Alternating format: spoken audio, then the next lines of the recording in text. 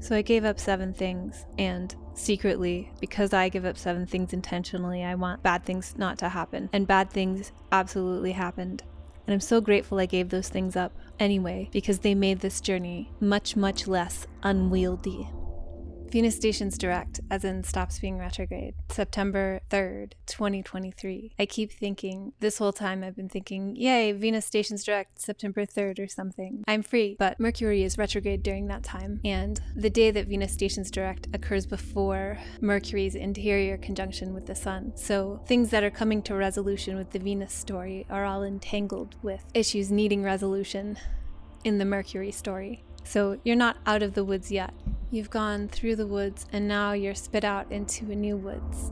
My plan was to give up 7 things over the 21 days from the time Venus stationed to the time Venus conjoined the Sun. I had an initial list which I shared with my email subscribers, but in the Mesopotamian myth, Inanna doesn't voluntarily give up things. They're ripped from her. And I allowed myself to just be led by what felt appropriate to give up at the time, even if it was hard. So the things were sugar, caffeine, divination, complaining. Actually, it was complaining and explaining, talking about myself, berries and stone fruits, and being self-deprecating. Sugar was very easy because I've done it before and I don't care that much. I know sugar ages you and is bad for you in so many ways. And by sugar, I mean refined sugar. So no desserts, basically. And watch out for sugar and other things. Although yesterday I ate mayonnaise because I like that with my french fries. And the mayonnaise might have sugar in it. And it did. And I ate it anyway. Because this is not the point. It's not like I need to deal with my mayonnaise habit. And there are things that metabolize into sugar or are like contain large amounts of sugars, like refined carbohydrates, and I let those be. It's just like sugary treats. So if I'm going to work, I'm not going to get a cookie for breakfast, as I am wont to do. But sugar's not that hard. It's hard when the only hard part is like if someone that you're with wants something sweet and you can't have it, then you can't share it with them. But that might end up being somehow medicinal in the long run. The second thing was caffeine, and that was really difficult at first. The first 3 or so days of not being on caffeine are terrible. My head hurts and I can't concentrate. And this time wasn't quite as bad as other times. I've noticed that if it's a time in my life, of the many times I've done this, since around 2013, I've quit caffeine for various lengths of time. Like one of them was for 1.5 years. So far I've given up sugar and caffeine. Sugar is easy. I give it up every Venus retrograde. And it's not a big deal at this point. I don't really eat a ton of sugar anyway, so it just has me reevaluate, like, if I'm having a treat, do I really want this? The past couple of days, I've been so sleepy. Like, my body needs sleep and rest and food, not just, like, coffee.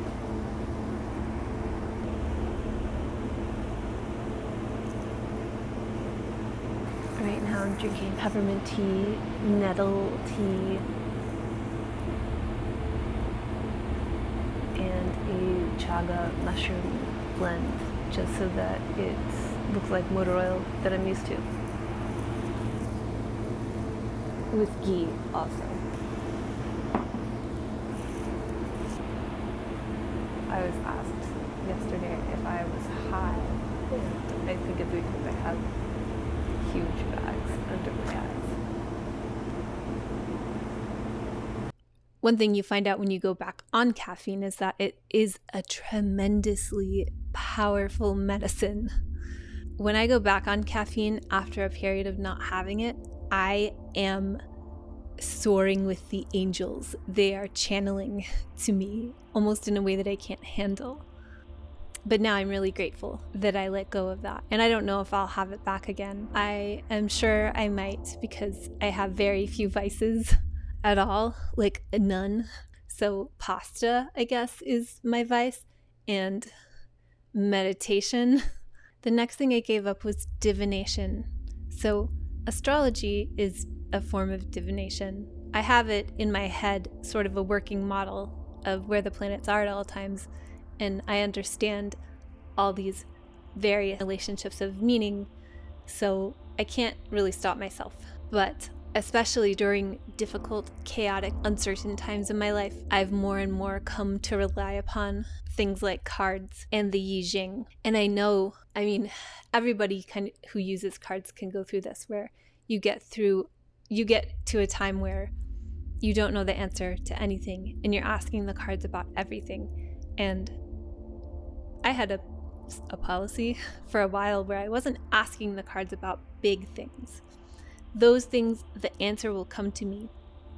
But I was asking the cards about lots of little things, in the way that, like, if you're steering a ship, you can point the rudder, you can turn the wheel 1 inch, and that will cause you to end up somewhere very far from where you would have ended up if you hadn't turned the helm 1 inch.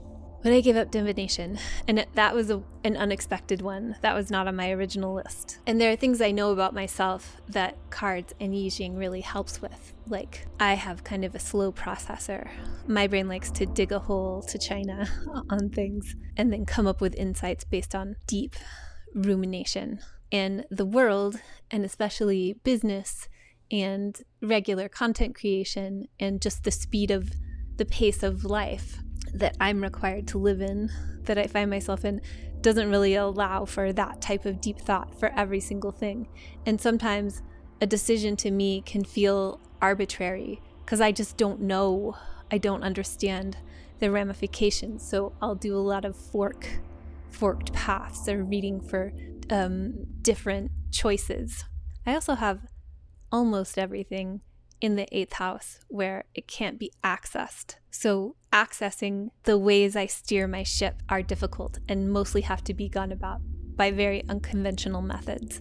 One of those methods I know I can do without using cards is my intuition. And that's like cultivating awareness. How a certain hit or piece of information received from an irrational place can end up being right, and how it's never wrong. And so as you come to trust the cards, that is a good little bridge for coming to trust your intuition. It starts to get a little ridiculous, because then I enter into a classic Libra problem where I can't fucking do anything without asking someone about it, or like getting someone's permission, even if that's like whoever is on my spirit team that is providing me with these answers. Even if it's Lord Hermes himself. So that was very scary, especially during a very uncertain time so that was very scary. I know most of you probably get through your goddamn day. Most of you probably get through the damn day without consulting. It's a very vulnerable place to say that is difficult for me not to do, but I haven't been doing it. I gave up complaining, and I keep forgetting. I did have like a little reminder on my finger, and I keep losing it, or it keeps breaking. It was like a little rubber band. Because then when you get into the types of quarrels that are common during a Venus retrograde, what in that situation is complaining versus fighting? I found that in conflict, I've lost myself, and coming out of it afterwards, I realized, oh, that was complaining. If I had the awareness at the time to know that, I would have not done it, and I would have behaved much more differently without having complained. So it was complaining and explaining, because I am a big mansplainer. That's something I'm very guilty of. and I have a tremendous amount of masculine energy going on. Trying to shed some of that, the forcefulness of my masculine energy in favor of a more forgiving, yielding style of feminine energy. I gave up berries and stone fruits just because I needed something to give up that I was enjoying. There's a clip from The Simpsons of Ned Flanders doing his taxes, and something that he was maybe going to write off. He was like, nope, I did enjoy that a little bit personally. So he doesn't write it off. And that's kind of what the berries thing felt like. Was like, I'm struggling to find things to give up or things to allow to fall away during this time. But berries and stone fruits. And this is like the time in the season in the Northern Hemisphere where those particular outputs of the earth are at their best. It felt like an appropriate sacrifice, although I'm very enthusiastic to go back to eating them because also I receive hydration from fruits mostly, and I haven't been having those. And so I feel as though I'm losing some luster, even if it's the luster of like my experience in life. Yeah, because I'm not eating berries. I gave up talking about myself. Even though now I'm talking about myself. But this is my YouTube channel that you're watching. I think all of that's probably getting dumped into me talking about myself on video. In conversation, I'll just get nervous and I'll just start talking about my experience, and it's almost as if I check out and I'm not even present with the other person. My experience in life over the past few months has been better when I'm as present as I can possibly be, because then I don't slip into some sort of a behavior that is based in fear or anxiety or just obliviousness. The results over time of sustaining that practice, even over a short amount of time, tend to be tremendous. And when I don't, which I haven't lately, I keep forgetting myself. So I actually had 3 reminder rubber bands. One was complaining, one was talking about myself, and the other one was the next one, which I'll get to. Since I don't have my little reminders, it's been harder to remember not to do that. And there are some just absolute monologues that I could have avoided and just been more present with whoever I'm talking to. The last thing was being self-deprecating. I have Saturn right on top of my fallen sun. Confidence is a thing I struggle with, and there's something about Saturn a little bit sometimes that wants to be funny. So a way, like a stand-in for confidence for me is often being self-deprecating, but often that will go into a territory that's like, I will criticize myself and even fully reject myself,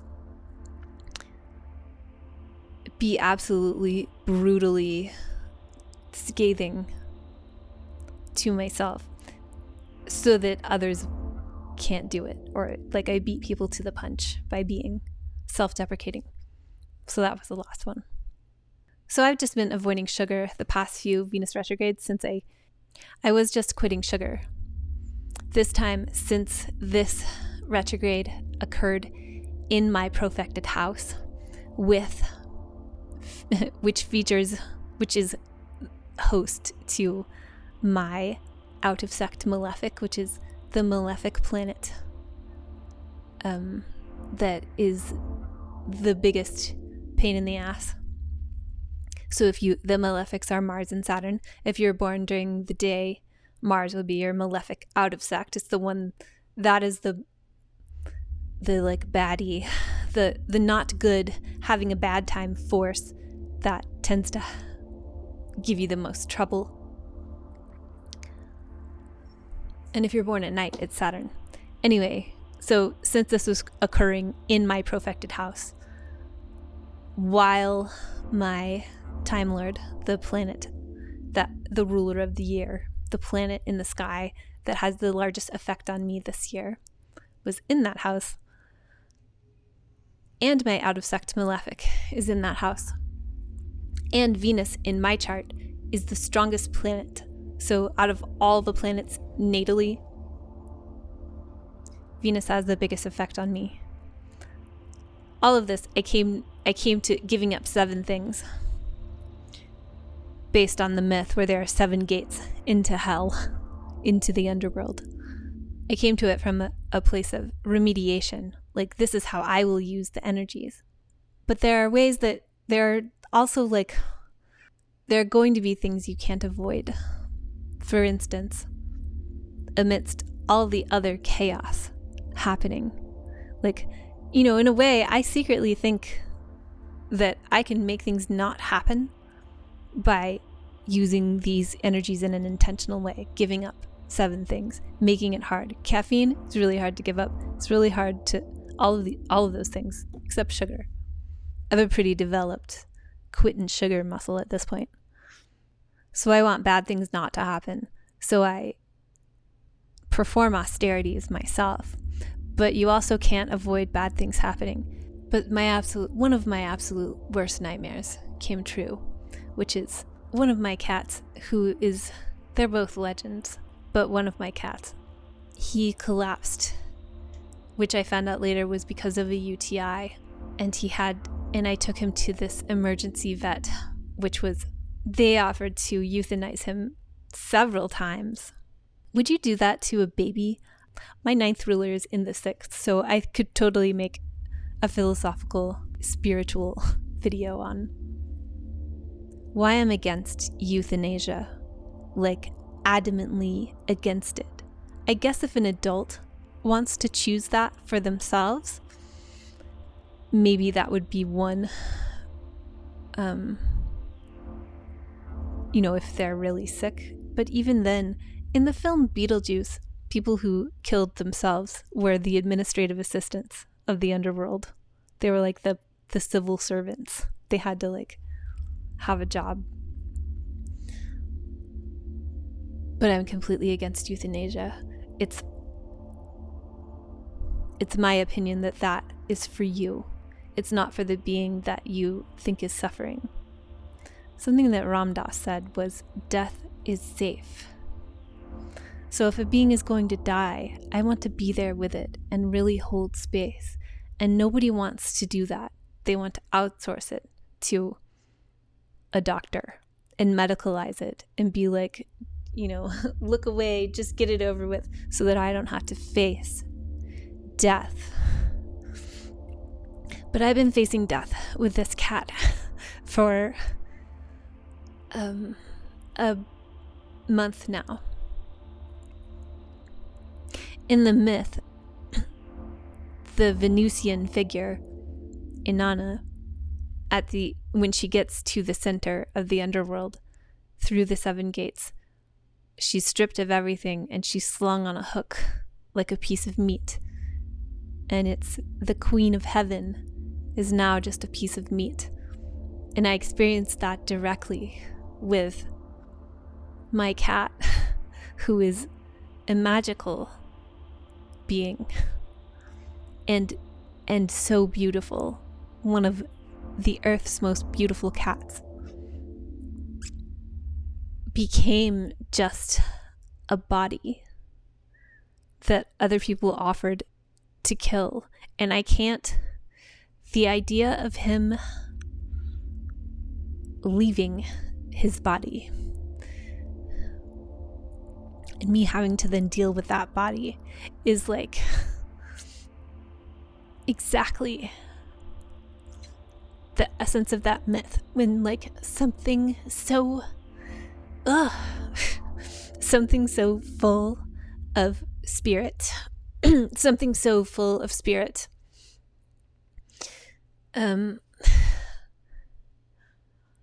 full of magic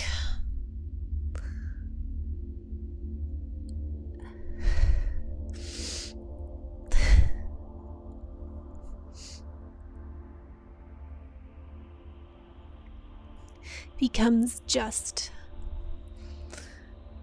matter. Venus is the benefic planet, the good things in life that are embodied. It gets into Jesus territory, and he was a body sent to Earth, like God embodied. And that myth sort of derives from Inanna and the Isis myths. But what does it mean for something magical? What does it mean for love to have a body? Sometimes that's just like enjoyment of like bread and butter, or getting a massage, or experiencing affection. The experience of physical affection is like magic given a body.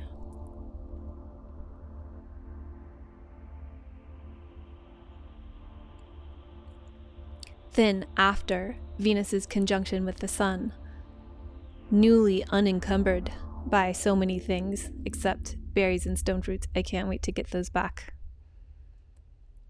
I've been able to add practices that I want to bring into my life, such as working out every day. It's really difficult for me to get in a vigorous workout. Mostly I like to chill, but I'm finding a way for my body to do that, because it's really hard on my brain to be chilling all the time. It makes me very low.